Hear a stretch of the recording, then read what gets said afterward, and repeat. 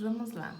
Eu coloquei aqui para vocês alguns exemplos de ligação iônica, para ficar mais fácil, talvez, de vocês poderem entender, né? Primeira coisa que vocês vão fazer a distribuição eletrônica dos elétrons de cada átomo. Então, por exemplo, do sódio, o número atômico dele é 11, então eu vou fazer a distribuição de 11 elétrons. Então, vai ser 1s2, 2s2, 2p6, 3s1, totalizando 11 elétrons, tá? Quantos elétrons o sódio tem na última camada eletrônica dele? 1, que é essa daqui, tá? Então, quando o sódio, para ele ficar com 8 elétrons na camada de valência, seguindo a regra do quinteto, né, com 8 elétrons, ele precisa perder esse 1 elétron. Então, quando ele perde esse 1 elétron, ele fica com carga mais 1. A mesma coisa a gente vai fazer com o Cl. Cl é 17, então aqui eu vou fazer a distribuição de 17 elétrons, 1s2, 2s2, 2p6, 3s2, 3p5. Quem não souber fazer distribuição eletrônica ainda, nessa altura do campeonato, revê as aulas anteriores, tá?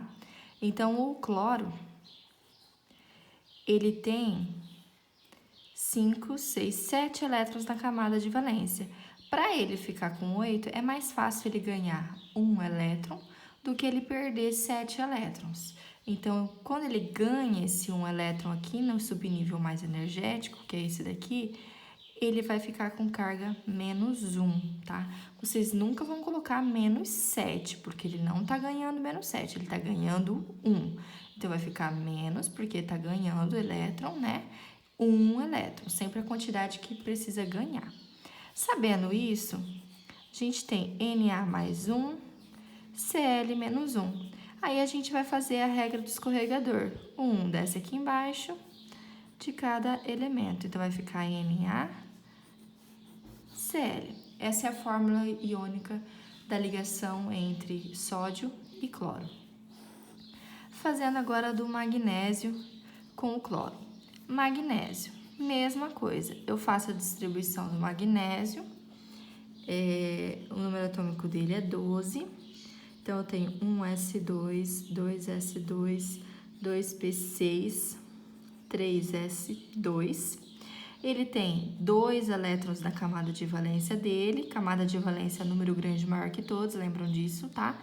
Então, ele tem 2 elétrons. Para ele ficar estável, ele precisa perder esses 2 elétrons, porque daí ele fica com 8 elétrons na camada penúltima dele, tá? Então, ele perde esses 2 elétrons. Quando ele perde esses 2 elétrons, o Mg fica com carga mais 2, a quantidade que ele perdeu, tá? O Cl, a gente já fez ele aqui no exercício anterior. Então, quando a gente tem o Cl, ele ele ganha 1 elétron, ficando com carga menos 1.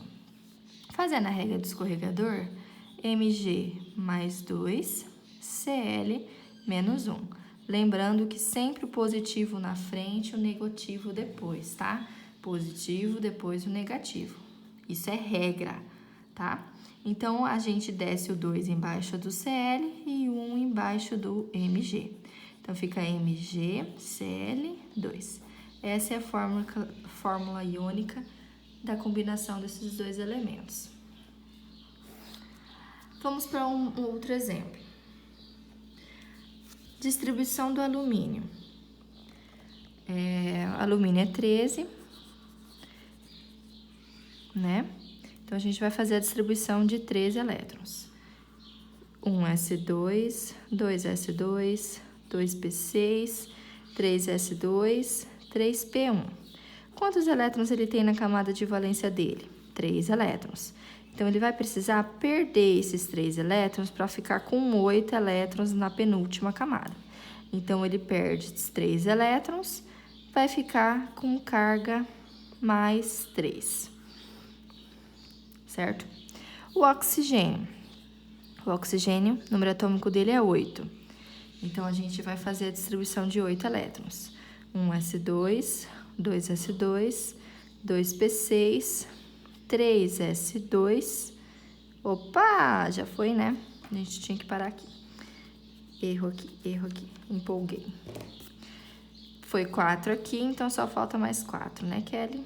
Então, aqui. Então, a gente tem 8 elétrons do oxigênio, tá?